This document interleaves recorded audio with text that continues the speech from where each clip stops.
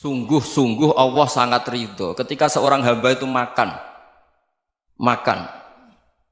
makan ketika sesuap nasi dia muji Allah, ketika minum seteguk nasi dia muji Allah.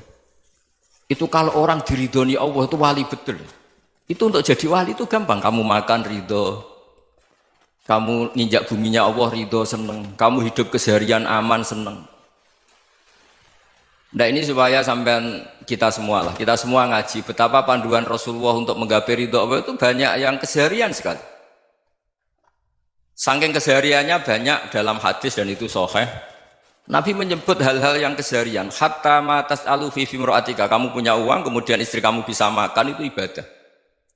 Bahkan sebagian ibadah itu dicontohkan Nabi yang akhirnya diprotes sahabat. Yaitu wa fi buti ahadikum sedekah, kamu menggauli istri kamu itu ya sedekah. Sampai sahabat bilang yang benar ya Rasulullah. Ayati ahaduna syahwatahu wa huwa lahu ajrun. Masa urusan biologis, urusan syahwat kemudian dia dapat pahala. Nabi menjawab, alaysa lawadu'aha fi haramin akana alaihi wisrun. Bagaimana kalau dia meletakkan ke yang tidak benar itu kan dosa. Nah, hal-hal seperti ini yang saya ingin teman-teman semua saya juga agak ingin ngaji demi Anda juga agak ingin. Itu dosa sekali ngaji kok pesanan kelompok tertentu itu enggak boleh. Islam itu untuk semua. Jadi ya cuma karena di depan saya jenengan ya seakan-akan jenengan korbannya. Itu ada ilmunya dalam usul fikih itu. Jadi orang itu harus ngaji usul fikih. Nama yang disebut, mungkin Mas Sufyan masih ingat zaman ngaji usul fikih. Nama yang disebut itu tidak jaminan sebagai prioritas perintah. Jadi misalnya gini, kebetulan yang di depan Nabi itu Abu Dzar. Nabi ya bilang, ya Abu Dzarin ini uhibbuka misalnya, atau ya Mu'ad ini uhibbuka, atau ya Abu Hurairah ini uhibbuka misalnya. Banyaklah riwayat yang Nabi nyebut ya Abu Dzarin, ya Mu'ad, ya Abu Hurairah. Kemudian misalnya Nabi meneruskan khitab, ini uhibbuka, saya mencintai kamu, fakul dubur sholatin, atau sebagian riwayat disebut fala tada'an la dubura kulli sholatin, Allahumma inni ala dzikrika wa syukrika wa husni ibadatik. Saya mencintai kamu, siapa saja. Mu'ad bisa, Abu Dzar bisa siapa? Saya mencintai kamu, mohon kalau habis sholat kamu jangan lupa wiridan Allahumma a'inni ala dzikrika wa syukrika wa husni ibadatik. Ya Allah, tolong kami permudah supaya mudah ingat engkau. Anda tidak bisa mentang-mentang, wong nama saya Parmin, nama saya Purnomo, itu yang diperintahkan Mu'ad misalnya. Jadi yang disebut satu, tapi khitab itu untuk siapa saja. Saya teruskan. Jadi saya mohon semua kita melakukan kebaikan itu kalau dalam kaidah fikih disebut al yakin la yuzalu bisyak. Banyak kebaikan yang kebenarannya itu 100%. Tidak punya efek samping ke pihak lain, ke kelompok lain, ke komunitas lain. Itu tadi misalnya Anda makan dan itu murah sekali, hanya butuh satu piring. Setiap punyaan kamu muji Allah, setiap minum kamu muji Allah. Itu redaksinya Rasulullah SAW disebut Allah sangat ridho ketika seorang hamba makan, kemudian dia memuji Allah, atau minum kemudian dia muji Allah. Logikanya gampang. Negara seperti ini yang kamu harapkan bentuknya kayak apa, mertua, ipar, komunitas, tetangga, itu nyata terjadi itu kan belum pasti. Sementara yang mesti terjadi adalah kamu butuh makan, kalau tidak mati. Butuh minum, kalau tidak mati. Butuh bumi yang nyaman ditempati, kalau tidak kita juga mati. Sebab itu Allah kalau menyebut nikmatnya itu hal-hal yang keseharian. Alladzi at'amahum min ju'. Allah itu siapa? Allah itu yang menciptakan kamu bisa makan. Tidak berlebihan. Allah itu yang menciptakan kondisi sosial itu ideal. Zaman Nabi itu ya ada orang munafik. Orang-orang pilihan Allah itu juga diuji orang sekelilingnya yang macam-macam. Semua diuji sesuai konteks zaman dan waktu. Nah, tapi ada ibadah-ibadah yang selalu disarankan Nabi. Sampai Nabi itu pernah ditanya, ayul islami khairun ya Rasulullah, Islam terbaik itu gimana? Jawaban Nabi itu unik. It'amut to'am. Islam terbaik itu ya makan-makan, yang santai-santai. Ketika Allah menyebut beberapa kebaikan, falak tahamal aqobah wa ma adrokan Allah mal aqobah. Terusannya apa? Fakku raqobah. Terusannya apa? Au it'amun fi yaumin di masubah. Ya, atau acara makan-makan itu juga Islam. Kenapa? Ya bayangkan kalau tidak ada makanan, kita mati kan? Kondisi sosial tidak ideal itu Anda masih gak apa-apa. Tapi kalau Anda tidak makan, Anda tidak minum, Kamu punya istri cerewet masih bisa hidup, punya mertua cerewet masih bisa hidup. Tapi kalau tidak makan bisa mati. Berarti penting mana istri sama makan? Penting mana? Makan. Semoga istri Anda dengar, nanti kamu disuruh makan tapi pulang deh. Itu kalau dibahasakan makan masih memahami. Penting mana nasi satu piring dengan istri. Nggak ada nasi mati, nggak ada istri belum mati. Penting mana? Gak berani jawab kan? Nah, ternyata Anda ada garang kan di depan istri. Jadi saya mohonlah, mungkin Mas Sufyan Sauri tadi yang bisa bantulah. Teman-teman tuh ngaji yang keseharian saja. Karena kita nyari ridha Allah itu berdasar firman Allah. Dan firman Allah itu menyebut keseharian tuh riang, gampang. Itu tadi misalnya wa min ayatihi manamukum bil laili wan nahar. Termasuk ayat-ayat Allah itu kamu tidur. Maka dulu itu ada guyonan, ada tokoh Mu'tazilah, kelompok dalam Islam yang berpikir manusia itu bisa menentukan ikhtiarnya sendiri.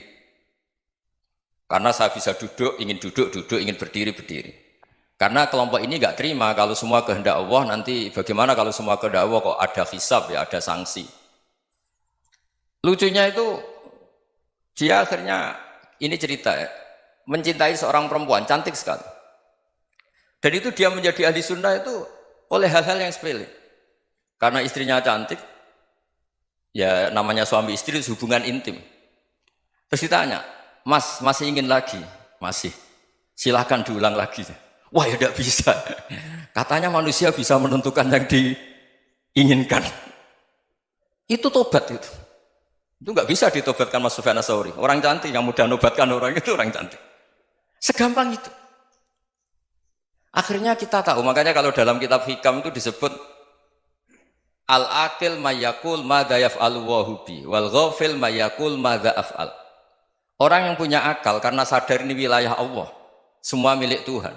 Itu dia tiap hari berpikir, besok Allah akan melakukan apa terhadap dunia ini. Kamu merencanakan suatu mau plesir, ternyata gempa. Mau wisata ke Rusia, ternyata perang. Kamu tidak pernah tahu apa yang akan terjadi besok. Wa ma tadri nafsum madza taksibu ghadan. Tapi anda semua kita ini sering punya jadwal permanen. Makanya saya kalau diundang siapa saja, sanad takdir. Yang jelas Gus ini acara penting. Ya masih acara penting nak pangeran ngersakno piye? Kok ape dadi pangeran? Kamu kok mau jadi Tuhan? Itu kadang ya kiai. Penting Gus acara ini jenengan harus memastikan bisa.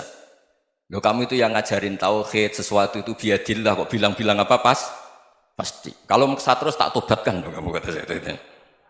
Ya kalau gitu Gus bilang insya Allah. Wah itu hati saya, fisik saya, roh saya sudah bilang insya Allah. Tidak usah kamu latih kata saya. Nah hal-hal tauhid keseharian itu gampang sebetulnya. Wal ghafil yaqulu madza af'al. Tapi orang yang lupa Allah dia setiap hari bilang besok apa? Kita bisa melakukan apa? Seakan-akan dia itu aktor, dia penting, dia subjek permanen, dia. Padahal kita ini hanya objek kehendak Allah Subhanahu wa taala.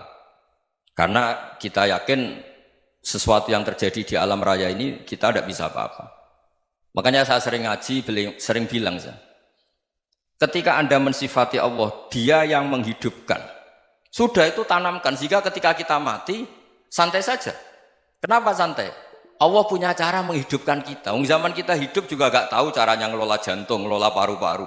Kamu juga gak tahu ngelola oksigen yang tidak beracun, tidak ngandung polusi. Tahu-tahu hidup. Gak ingin tua ya tahu-tahu tua, gak ingin mati tahu-tahu mati. Selama ini kita hidup juga agak tahu apa sebetulnya. Hanya gaya tok, punya jadwal, punya planning. Kalau kamu bisa menentukan pilihan Anda, pasti Anda istrinya cantik, 4 neriman semua, qanaah semua. Nyatanya enggak kan? Ada 1 jelek, cerewet.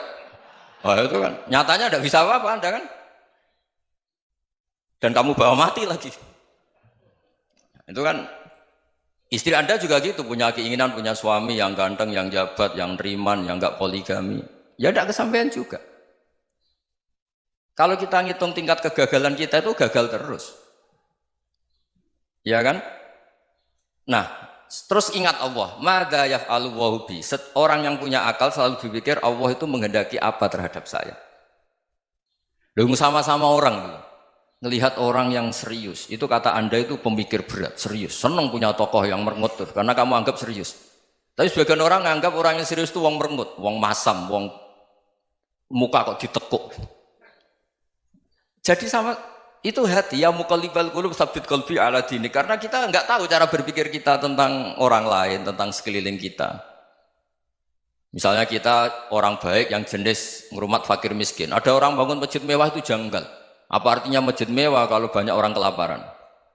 Tapi kalau yang jenis pendidikan apa artinya masjid mewah kalau tidak bisa ngaji?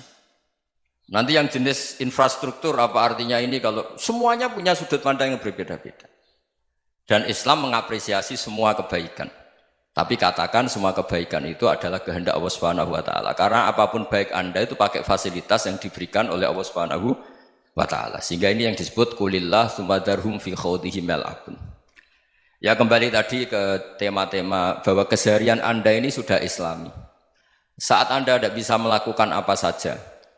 Saya sering ada jenazah, biasanya kalau tetangga meninggal saya sering disuruh ngelepas. Saya bilang orang ini baik karena sering ngelamun di rumah, sering nganggur di rumah. Ditanya sama anaknya, kenapa Gus nganggur baik? Ya kalau dia nganggur artinya juga agak berbuat sesuatu yang maksiat kan? Ya kan? Orang nganggur di rumahnya ya tidak bunuh orang, tidak maling, tidak korupsi, ya namanya nganggur di rumah. Lah cuma istri cara pandang nganggur gak menghasilkan uang itu. Tapi juga gak menghasilkan kriminal kan? Jadi sebenarnya Islam itu makanya kalau sampai ngaji usul fikih itu ada kitab usul fikih namanya Lubul Usul, itu terkenal sekali di pesantren itu. Itu kalau ngapresiasi keseharian itu luar biasa. Izma min mubahin illa wa yatahaqqaqu bihi tarku haramimma. Karena keseharian yang mubah saat Anda lakukan itu ada kehebatan yang luar biasa, yaitu meninggalkan haram. Makanya dulu banyak orang-orang alim ketemu temannya itu guyon sampai semalaman. Itu biasanya yang semangat Islam itu kiai kok tidak tahajud, kiai kok tidak witir. Orang yang sedang mapan uangnya banyak, malam itu tidak kelayaban itu sudah luar biasa. Melawan nafsu supaya tidak maksiat itu sudah luar biasa. Supaya lupa guyon sama temannya semalaman sampai subuh. Gejlok-gejlokan ngenang zaman miskin, zaman kuliah nggak jelas, zaman apa. Melihatnya jangan tarkut tahajud. Seperti ini meninggalkan tahajud, tapi meninggalkannya ini talkul muharramat. Jadi kayak apa hebatnya? Sehingga Imam Ghazali punya riwayat yang agak unik. Hatta takuna ibadatu akhiri hadil ummah iku an-naum. Sehingga suatu saat ibadah terbaik umat ini itu tidur. Itu kan riwayat kontroversi. Ketika Imam Ghazali tanya, kenapa iya? Kenapa kamu mulai keluar dari rumah itu sudah banyak maksiat? Melihat perempuan yang enggak mahram, melihat fenomena. Tapi kalau kamu tidur itu enggak melihat apa-apa. Tapi juga kamu jangan menganggap tidur itu ibadah betul. Saatnya melakukan fardhu ain malah masih tidur. Tapi itu sudut pandang yang menjadikan kita Islam itu gampang. Jadi saat Anda tidak bisa aktivitas apa-apa, misalnya ada beberapa orang yang lumpuh. Lumpuh itu memang nggak bisa Jumatan, nggak bisa ibadah, tapi dia juga nggak bisa maksiat.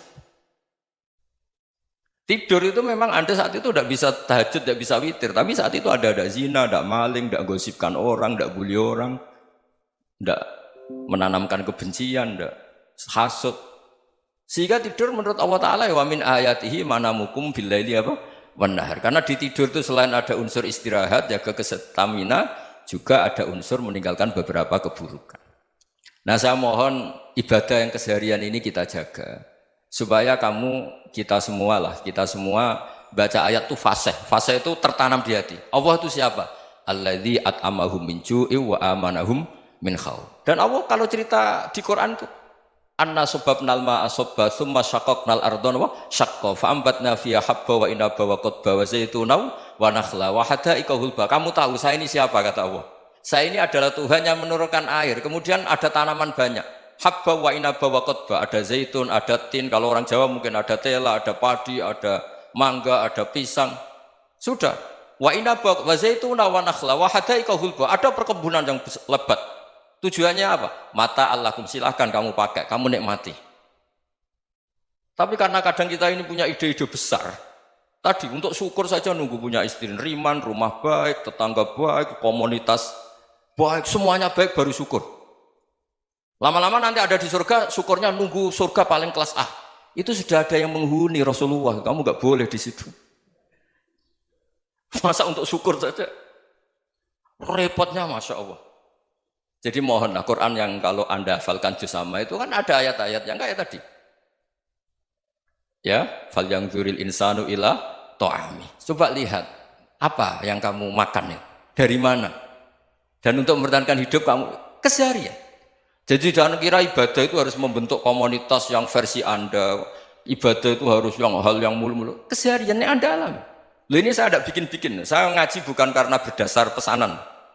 Itu ayat yang saya baca kan betul ada ayatnya kan. Fal yang dzuril insanu ila tu'ami anna sobabnal ma'a sobba thumma syaqaqnal ardo syaqqa fa ambasna fiha habba wa inaba wa qadba wa zaituna wa nakhla wa hada'iqa ghulba. Terusannya apa? Mata'al lakum, silakan kamu nikmati. Mata itu silakan kamu nikmati.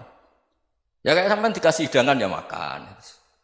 Ya sudah makan, habis makan ya minum, habis itu ngantuk ya tidur. Ya sudah normal-normal saja. Kayak apa indahnya Islam? Tapi Anda mencari Islam yang gimana lagi? Nah itu yang diajarkan guru-guru kita, diajarkan sanad kita sampai Wali Songo, sampai Rasulullah SAW. Bahwa pada akhirnya ada jihad, ada perang. Itu dulu memang perang, bukan membunuh, beda. Dulu kita dijajah Belanda ya perang, dan itu normal karena kita dijajah. Jadi ketika orang lain ingin baik sama kita, wa in ahadum minal musyrikin astajaruka ya fa'jirhu hatta yasma'a kalam Allah. Kalau mereka ingin baik ya kita baik. Makanya ada istilah musta'man, mu'ahad. Kalau mereka ingin damai, berdampingan dengan kemajmukan ya itu yang lebih baik. Karena memang Islam menghormati proses perdamaian. Wa in janahu lis-salmi ya fajnah lah. Kalau ingin damai ya kita harus